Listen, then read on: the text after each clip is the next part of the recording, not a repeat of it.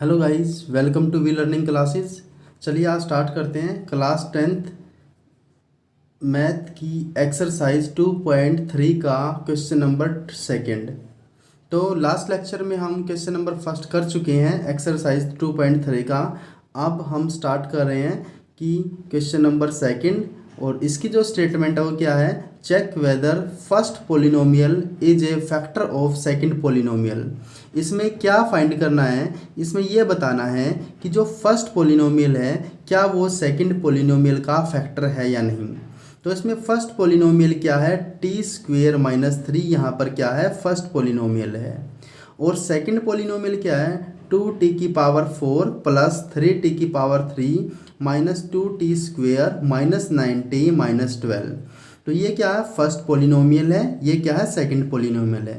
तो second polynomial को first polynomial से डिवाइड करना है, और साथ में क्या बताना है कि ये जो फर्स्ट पोलिनोमियल है सेकंड पोलिनोमियल का फैक्टर है या नहीं, by dividing second polynomial by first polynomial. कि सेकंड पोलिनोमियल को फर्स्ट पोलिनोमियल से डिवाइड करके ये फाइंड करना है कि जो फर्स्ट पोलिनोमियल है वो सेकंड पोलिनोमियल का फैक्टर है या नहीं। तो हम मान लेते हैं सबसे पहले जो हमारे पास सेकंड पोलिनोमियल है उस सेकंड पोलिनोमियल को हम क्या मान लेते हैं, यहाँ पे पी एक्स मान लेते हैं। क्या मान लेते हैं कि पी एक्स हमारे पास क्या सेकंड पोलिनोमियल है, तो वो क्या है, 2t की पावर 4 प्लस 3t की power 3 minus 2t square minus 9t minus 12। First polynomial है, फर्स्ट पोलिनोमियल को हम क्या मान लेते हैं, क्यू एक्स मान लेते हैं कि फर्स्ट पोलिनोमियल यहाँ पे क्या क्यू एक्स है, और उसका पोलिनोमियल क्या है, 2 स्क्वेयर माइनस 3। तो हमें यहाँ पर क्या फाइंड करना है कि पी एक्स सेकेंड पोलिनोमियल है, क्यू एक्स फर्स्ट पोलिनोमियल है। तो पी एक्स को क्यू एक्स से डिवाइड करना है, पी एक्स को क्यू एक्स से डिवाइड करना है, और ये बताना है कि जो क्यू एक्स है वो पी एक्स का फैक्टर है या नहीं है। तो फैक्टर हमें कैसे पता लगेगा कि क्यू एक्स पी एक्स का फैक्टर है। अगर पी एक्स को हम क्यू एक्स से डिवाइड करते हैं और उसका रिमाइंडर 0 आ जाए तो इसका मतलब क्या है, क्यू एक्स पी एक्स का फैक्टर है। लेकिन अगर रिमाइंडर 0 नहीं आता तो इसका मतलब क्यू एक्स पी एक्स का फैक्टर नहीं है। तो फैक्टर का मतलब क्या है, जैसे हम मान लेते हैं कि 6 को हमें 2 से डिवाइड करना है, तो हमें पता है 6 को अगर 2 से डिवाइड करना है तो 3 पे डिवाइड हो जाएगा, 6 किससे, 2 से। इसका मतलब वहाँ पे 6 कम्प्लीटली डिवाइड हो रहा है, किससे डिवाइड हो रहा है, 2 से कम्प्लीटली डिवाइड हो रहा है, और रिमाइंडर वहाँ पे कितना आ रहा, 0 आ रहा। तो इसका मतलब 2 क्या है, वहाँ पर 6 का फैक्टर है। तो कोई भी वैल्यू अगर किसी अदर वैल्यू से कम्प्लीटली डिवाइड हो जाती है और कम्प्लीटली डिवाइड होगी तो वहाँ पे रिमाइंडर क्या आएगा, 0 आएगा। कम्प्लीटली डिवाइड होने के बाद रिमाइंडर वहाँ पे क्या आएगा, 0। तो उस कंडीशन में जिससे हम डिवाइड करते हैं उसे क्या बोलते हैं, फैक्टर बोलते हैं, जिसको डिवाइड किया जाता है। तो ऐसे ही यहाँ पर पी एक्स को जब क्यू एक्स से डिवाइड करेंगे, अगर पी एक्स क्यू एक्स से कम्प्लीटली डिवाइड हो जाता है और रिमाइंडर क्या आ जाता है, 0, तो क्यू एक्स क्या हो जाएगा, फैक्टर ऑफ पी एक्स हो जाएगा। तो क्यू एक्स क्या हो जाएगा यहाँ पे, फैक्टर ऑफ पी एक्स। वही हमें फाइंड करना है यहाँ पर। तो इसके 3 पार्ट्स हैं, तो हम फर्स्ट पार्ट स्टार्ट कर रहे हैं यहाँ पर। तो तीनों पार्ट्स में यही फाइंड करना है कि एक पोलिनोमियल अदर पोलिनोमियल का फैक्टर है या नहीं है। तो उस केस में हमें क्या करना है, फैक्टर का मतलब क्या है कि वो कम्प्लीटली डिवाइड होना चाहिए। अगर कम्प्लीटली डिवाइड होगा तो वहाँ पर रिमाइंडर 0 आएगा, तो वो क्या हो जाएगा, उसका फैक्टर हो जाएगा। अगर रिमाइंडर 0 नहीं आता, मतलब कम्प्लीटली डिवाइड नहीं होता, तो वो उसका फैक्टर नहीं है। तो चलिए हम स्टार्ट करते हैं फर्स्ट क्वेश्चन। तो यहाँ पे पी एक्स जो है, पी एक्स यहाँ पर कितना गिवन है, पी एक्स यहाँ पर गिवन है,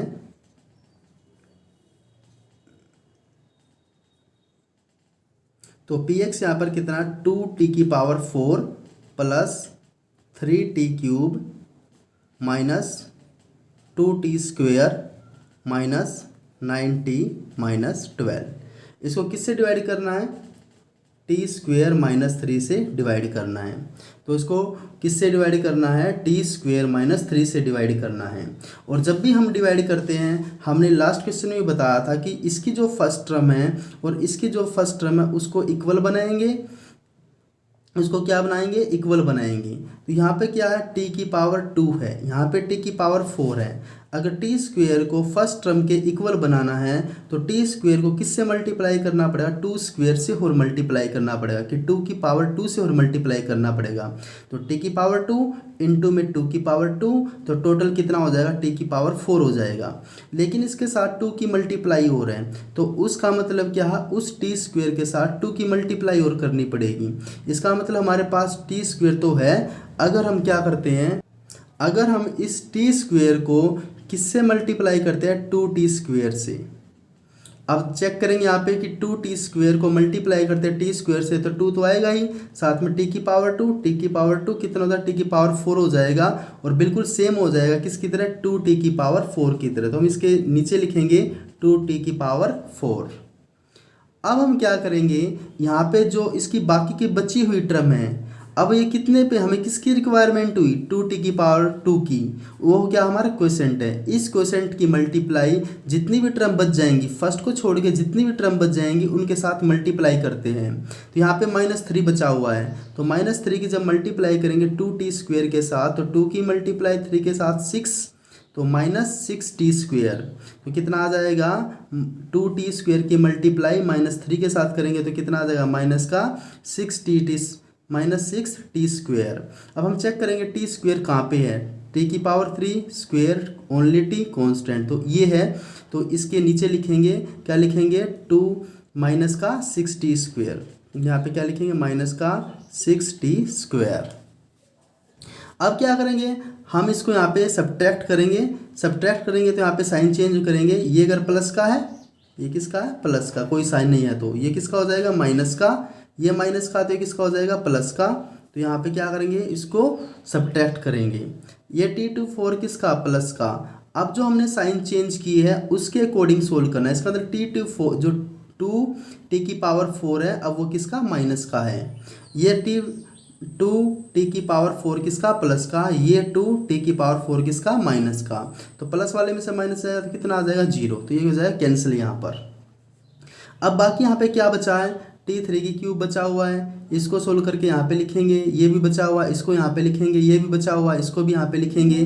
तो सबसे पहले यहाँ पे कितना आ जाएगा, ये टू टी स्क्वेयर माइनस का है, ये सिक्स टी स्क्वेयर प्लस का है, तो ये छः प्लस का, ये टू माइनस का, तो सिक्स टी स्क्वेयर में से टू टी स्क्वेयर गया तो कितना बचेगा, फोर टी स्क्वेयर। तो यहाँ पे कितना आ जाएगा, फोर टी स्क्वेयर आ जाएगा, वो भी किसका आएगा, प्लस का, क्योंकि सिक्स क्या था, प्लस का था, ये बड़ी वैल्यू थी। यहाँ पे क्या बचा हुआ है, ये बचा हुआ है, यहाँ पे बचा हुआ थ्री टी की पावर क्यूब बचा हुआ है, और ये क्या था, प्लस टी, थ्री टी की क्यूब को हमने यहाँ पे एज इट इज लिखा, इसको सोल्व करके फोर टी स्क्वेयर लिखा। यहाँ पे ये भी बचा हुआ था 90, इसको भी हमने एज इट इज लिखा, माइनस 12। अब क्या करेंगे, अब यहाँ पे टी की पावर टू है, यहाँ पे टी की पावर क्यूब है। अब हमें क्या करना पड़ेगा, इसको इस फर्स्ट टर्म के इक्वल बनाना पड़ेगा, और इसको इक्वल बनाने के लिए हमें क्या क्या रिक्वायरमेंट है। सबसे पहले यहाँ पे टी की पावर टू है, हमें टी की पावर थ्री चाहिए, तो इसको एक टी से मल्टीप्लाई करेंगे, टी से मल्टीप्लाई करेंगे तो टी की क्यूब हो जाएगा। लेकिन यहाँ पे इसके साथ थ्री भी मल्टीप्लाई में, इसका मतलब उस वैल्यू को थ्री से भी मल्टीप्लाई करना पड़ेगा। इसका मतलब क्या है, अगर हम टी स्क्वेयर को किससे मल्टीप्लाई करते हैं, थ्री टी से मल्टीप्लाई करते हैं, तो थ्री टी की मल्टीप्लाई करेंगे इसके साथ तो कितना होगा, three T into T square T cube हो जाएगा। तो इसकी मल्टीप्लाई इसके साथ तो कितना आ जाएगा, थ्री टी की पावर थ्री, तो इसकी मल्टीप्लाई किसके साथ, तो कितना आ गया, थ्री टी की पावर थ्री। अब मैंने बताया था कि यहाँ पे फर्स्ट टर्म को सेम करने के बाद जब जो हमारे क्वेश्चन आया उसकी मल्टीप्लाई बाकी की बची हुई टर्म के साथ करनी है।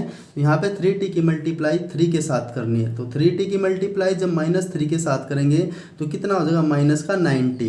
तो माइनस का 90 कहाँ पे, यहाँ पर है, तो जहाँ पे टी की वैल्यू वहाँ पे टी के सामने ही लिखेंगे, तो ये आ गया माइनस का 90। अब क्या करेंगे, इसके साइन चेंज करेंगे। साइन में मैंने बताया था अगर ये प्लस का है तो ये किसका हो जाएगा, माइनस का, अगर ये माइनस का तो ये किसका हो जाएगा, प्लस का।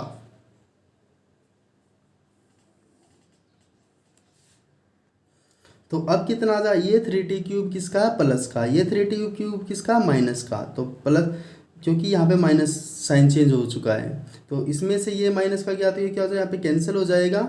यहाँ पे कितना बचा, 40², यहाँ पे बचा हुआ है 40² प्लस का। यहाँ पे क्या है, 90 किसका है, माइनस का। यहाँ पे 90 किसका है, प्लस का। तो 90 माइनस का, 90 प्लस का, 90 में से 90 गया तो 0 आ जाएगा, ये भी यहाँ पे कैंसिल हो जाएगा। अब यहाँ पे क्या बचा, माइनस का 12। अब क्या करेंगे, अब फिर दोबारा से इसको फर्स्ट टर्म के इक्वल बनाएंगे यहाँ पर, क्योंकि अब भी यहाँ पे पावर स्क्वायर है, यहाँ पे टी की पावर स्क्वायर है, टी स्क्वायर यहाँ पर भी है, टी स्क्वायर यहाँ पर भी है, ये तो सेम है। लेकिन टी स्क्वायर की मल्टीप्लाई 4 के साथ है, तब 4t² बना हुआ है।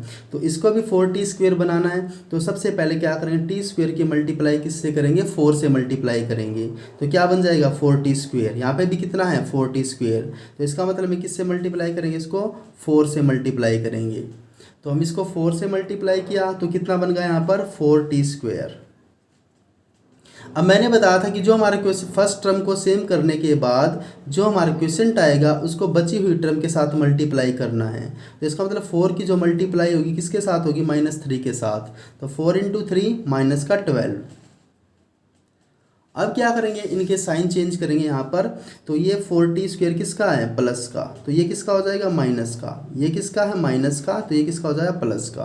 तो इनको यहाँ पे क्या करेंगे, सब्ट्रैक्ट करेंगे। तो यहाँ पे 4t² प्लस का, यहाँ पे 4t² माइनस का। तो 40² में से 40² गया तो क्या हो जाएगा, 0। यहाँ पे 12 किसका, माइनस का, यहाँ पे 12 किसका, प्लस का। एक माइनस का, एक प्लस का, ये भी कैंसिल हो जाएगा। यहाँ पे कितना आ जाएगा, 0। इसका मतलब यहाँ पे रिमाइंडर कितना आ चुका है, 0 आ चुका है। मैंने बताया था कि अगर इसको पूरे टर्म को अगर हम इससे डिवाइड करते हैं, अगर रिमाइंडर 0 आ जाए तो इसका मतलब जो t² - 3 है वो किसका फैक्टर होगा, इस पूरी का क्या होगा, फैक्टर होगा। इसका मतलब हम यहाँ पे लिख सकते हैं कि जो QX है, QX is the factor of PX। यहाँ पे हम क्या लिख सकते हैं, यहाँ पे हम क्या लिख सकते हैं,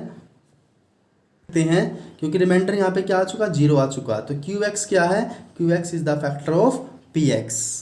तो यहाँ पे लिखेंगे कि जो QX है, QX is the factor of PX। तो ये था कंप्लीट सॉल्यूशन। तो मिलते हैं स्टूडेंट्स नेक्स्ट वीडियो में, तब तक बने रहिए विद वी लर्निंग क्लासेस। अगर ये वीडियो आपको पसंद आए तो लाइक शेयर एंड सब्सक्राइब करना ना भूलें। Thank you.